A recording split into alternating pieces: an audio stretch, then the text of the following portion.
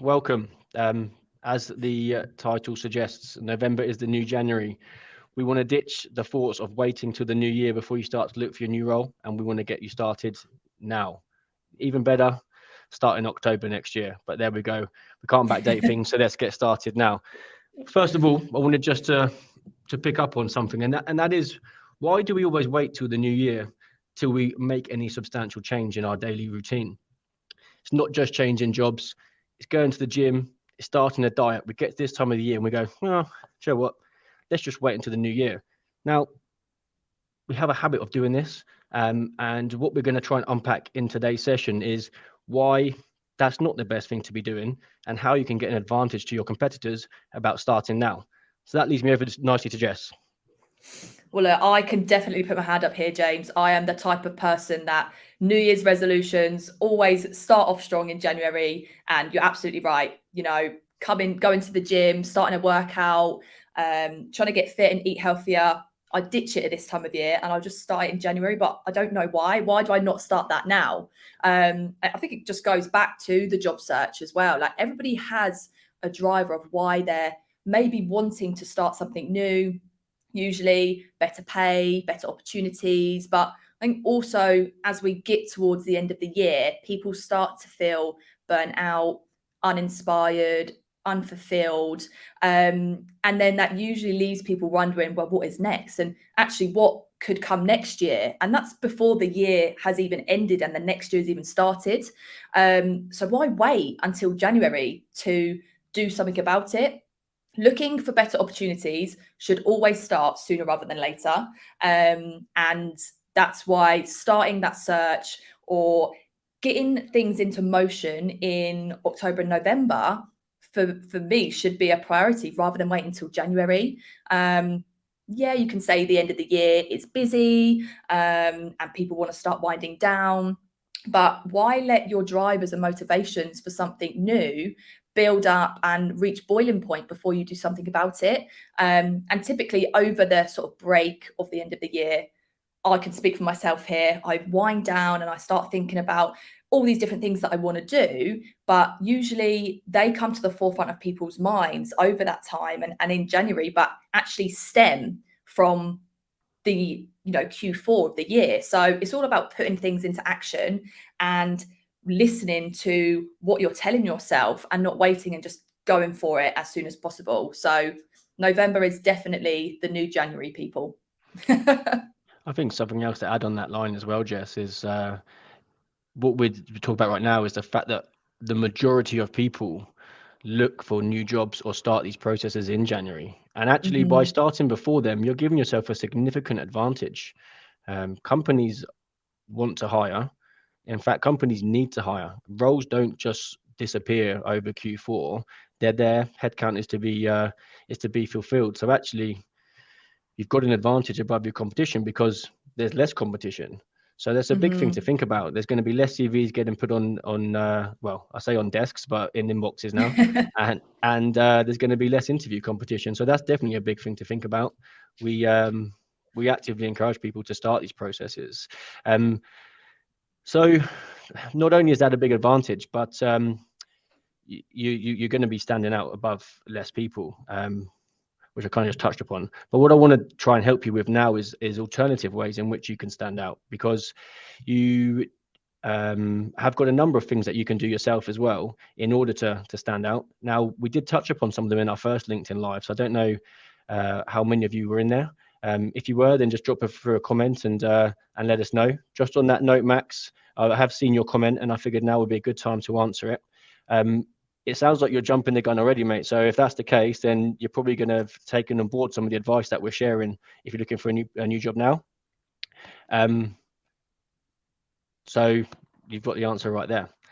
So what can you do what can you do to stand out yourself, sorry, when it comes to actually getting out in the market now and giving yourself the best possible chance of finding something new?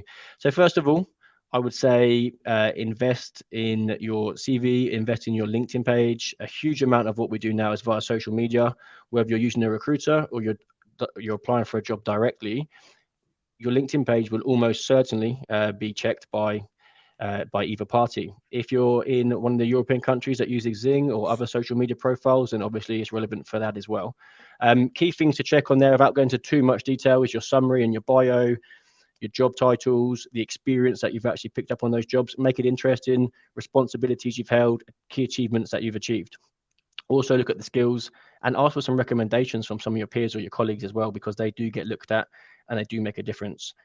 The other big thing you can be doing right now as well, and hopefully many of you are doing this already, is the fact you're tuned into someone like our LinkedIn Live, but find a specialist recruiter or a handful of specialist recruiters that are active in the space that you're in. So why I mean active in your space, there's a lot of generic companies out there right now, and in my opinion, they're not very useful. How can a recruiter service infrastructure and software development and finance and HR and you name it, right? You need to find a company or a person that can really benefit your career. Reach out to them. They'll be able to give you advice on what companies are hiring, the jobs that are hot, where you want to go. Not just that, but they'll help you save time as well. As Jess touched upon earlier, time can be quite tight at this time of year. So work with a recruiter. They will make sure they're doing all of the admin tasks for you, doing all of the tasks that you don't want to do, so you can just focus on the interview itself. Yeah, I agree totally. Job searching, I say this to everybody, is a full-time job in itself. So take away that stress, work with a specialist recruiter who really understands you and what you're looking for and can present you the best opportunities on the market and take away all of that admin time from you. So yeah, it's a really key point you mentioned there, James. And hopefully with the people that have tuned into this LinkedIn Live and hopefully joined us on our first one as well, you guys have all got a number of specialist recruiters. You only need one or two that you can go to, that you've got a good relationship with, who can really take that away from your job search efforts. So yeah, I think it's quite a key point you mentioned there, James. Cool. Well, look, moving on to a really key point actually is people might be going, well, why now? Like, why start now? And the answer is probably not that obvious either. But, this time of year, everybody's in the same boat, more or less. Getting to the end of the year, most people want to wind down. But that does mean that there's less competition on the market. Most people will wait. The majority of people will wait until January to fix up their CV and start their job search efforts. Do that now and get ahead of the curve while there's less competition in the market. There are actually still a really high number of opportunities available. Also, from a hiring perspective, not all jobs just go live in January. They're already in the making before the end of the year. So get ahead of the curve. It will go back to James's point of helping your profile stand out, because you'll be one of fewer people in the inboxes of hiring managers and in the processes before January kicks off. And just helps give you the best chance of securing something new and moving on to that next step in your career that you've been waiting for and you do want. So start that now. And that's kind of starting your search. But if you find yourself in a position of securing something, better yet, start your new role before the end of the year. Again, we're going against the grain of what we have lived and breathed for such a long time, which is new year, new me. But ditch that and try and get in before then, because actually it's a really nice time to embed yourself into a new team, into a new business. December typically for most people is one of the busiest calendar months of the year. Lots of social events, lots of things happening in a more informal and just a really comfortable environment. And that's a really good opportunity for anybody starting something new, moving into a new team, moving into a new company, to really understand the business and come back in January with a lot of familiar faces, new relationships already starting to be developed, and just makes it a more comfortable environment for people to start in the new year, and it makes it less daunting. And also December is a great opportunity, great time of the year to really network with people. So yeah, what better time to do it than in the months of November, December, and have all of that daunting feelings of starting somewhere new completely disappear when you start in January. So yeah, for me, it's a real key time of year to start your job search particularly, but if you find yourself in a position to actually start somewhere new and get really embedded to the team. What better way to start a new position by following up with a Christmas party in the next couple of weeks and really letting your hair down. It shows your real self. Shows your real self. That's for sure. Exactly. So I don't think there's any other argument needed, right? But we're seeing some questions come through. Arvind, you ask about permanent and contract. Well, look, obviously the contract search generally goes through fairly quicker than permanent hiring. But look, if you're looking for a contract, then my advice would be just to look at any point in the year. To be honest, we all know contractors don't get paid when they're not working. So there are contracts out there in Q4. Q4 is notoriously one of our busiest times of the year for contractors to start quickly. So definitely get looking. What else we got next? We've got Demini looking for recruiters to help with visa sponsored jobs. So look, I'll be honest with you, I don't know if there's any recruiters out there that specifically work on visa applications only. I imagine there probably are. I'm sure you can find out with a quick Google. But what you can do is find a specialist recruitment person or business that focuses either in your area or within your specific technology, and just ask them. There will be people out there that do assist with visas. I'm not sure what country you're referring to. The UK is tough right now. It is tough, but there are companies out there that do work with visas, and I'm sure with a little bit of research and a little bit of graft in terms of finding out those companies, you'll find them, and then they'll be well placed to assist. Yeah, definitely. And also I think putting a quick post out on LinkedIn as well and really engaging with, people in the market, putting your hashtags will help give you further outreach to help hopefully put you on the right path to finding the recruiter that you want to work with as well. And that goes not just with visas, but with any domain, any industry or any specialism that you're trying to focus in as well. Definitely. Have we got any other questions coming through? I see there's quite a few of you guys that are looking for positions right now. Some of your names I recognise, which is really great to see. Thanks for tuning in. Other ones, not so much. Thanks for the support. But we've got lots of people here, and I think Tyler, you make a good point. It costs absolutely nothing for you guys as candidates to engage with a recruiter. What we do for you is completely free and actually benefits you so much. So definitely something I would suggest getting. In your books, on your speed dial, is a specialist recruiter for sure. Kawita, just pick up your point here. Agree with Arvind, Ari, financial freeze. Some sectors may not do back office recruitment, e.g. retail, as it's peaking that sector. So as a business, we focus purely within digital commerce technology. So obviously anything that we bring to the table is going to be focused around our industry. And I do appreciate that isn't a reflection across all industries. However, I would imagine the majority of people tuning in are in the industry that we operate in. What I would say is that many companies are still hiring. There is obviously peak periods in Q4 for retail. You have Christmas, you have Black Friday, you have the January sales, etc. But those companies still have headcount targets. They still have projects that are being set up for next year. More importantly, they still have a website and they have operations that need to be functional throughout their peak time of the year. So in 10 years of working in this industry, I'm yet to see any companies not hire at all during Q4 because it's peak season. So I would definitely say that that's not applicable to everybody. However, if it is in your industry, then I guess the one thing that you can be doing is networking as much as possible and trying to set yourself up as well as possible. So when the time comes, when those roles do come around, you're well placed.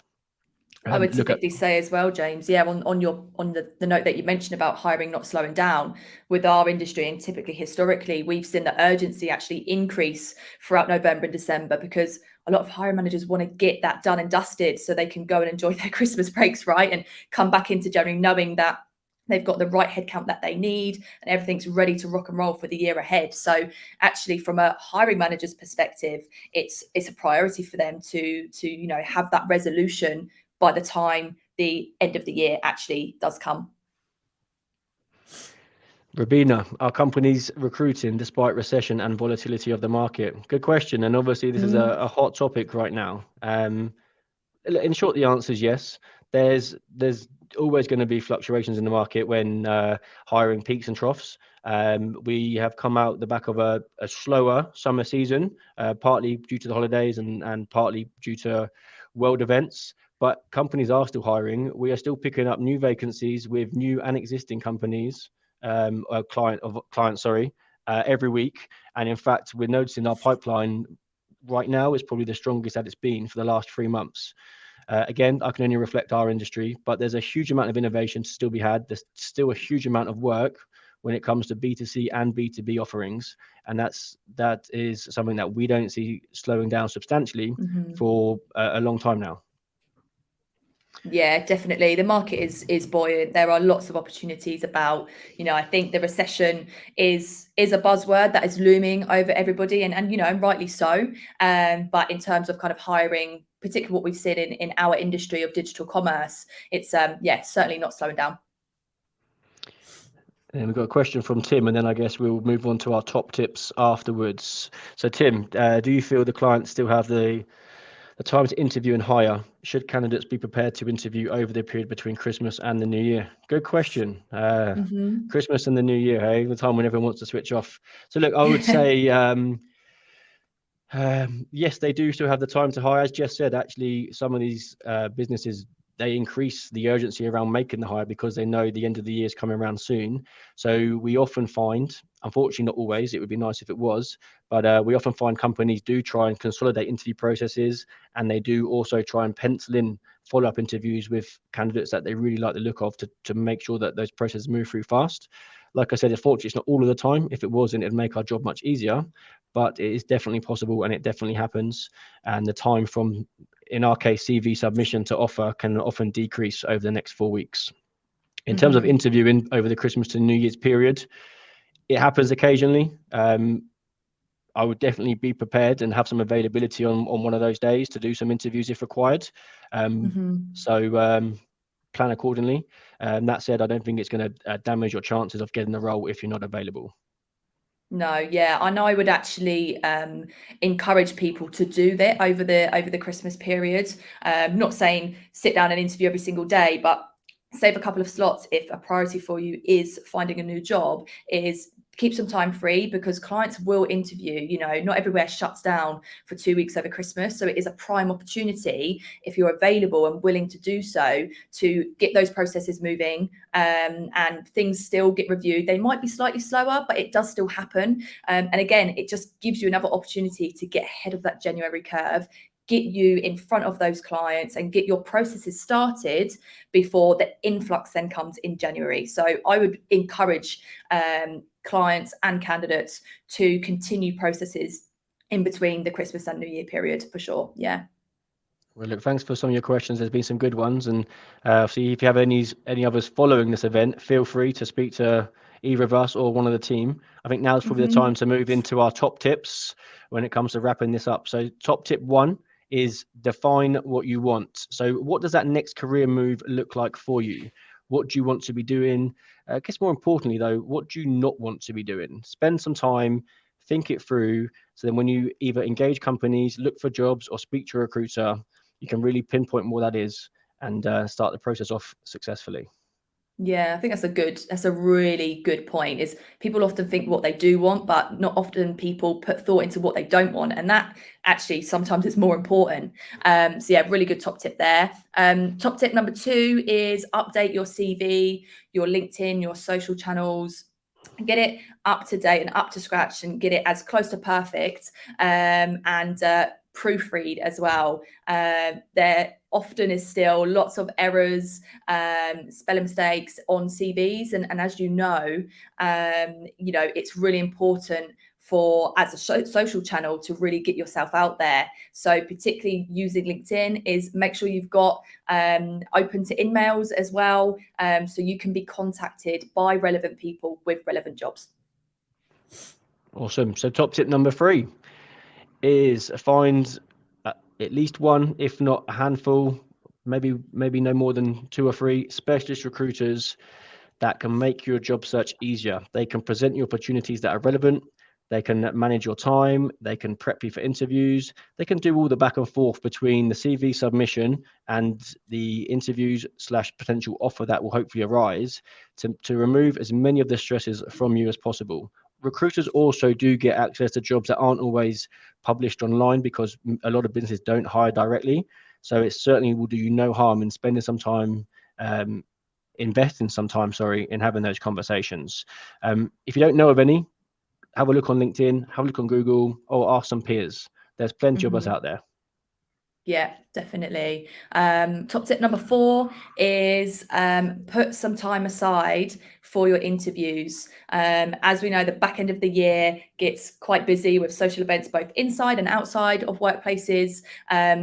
So factor in some time for your interviews so that you can get ahead of those curves, get those processes started. They might not complete within, the December period, but certainly factoring in the time for your interviews and for your prep is really important. Awesome. And then the final top tip number 5 is put yourself first. So as just mentioned at the start, you come into Q4 and you can feel a load of emotions. You could be tired, stressed, burnt out. You might have some deadlines to hit or whatever. But look, think about number 1, right? Put yourself first. If you're feeling those emotions, then why are you feeling those emotions? Let's take action and listen to your gut. If the time is right to be having those conversations, then let's find that time. And don't wait till January. Hopefully you got the theme right. Cool. So that's it for today. Have we got any final questions before we wrap things up? Hope you've enjoyed listening. And if you've got any comments, guys, still continue to put them in the comment section. We can come back to them later. We really want to respond to as many of you as possible as well.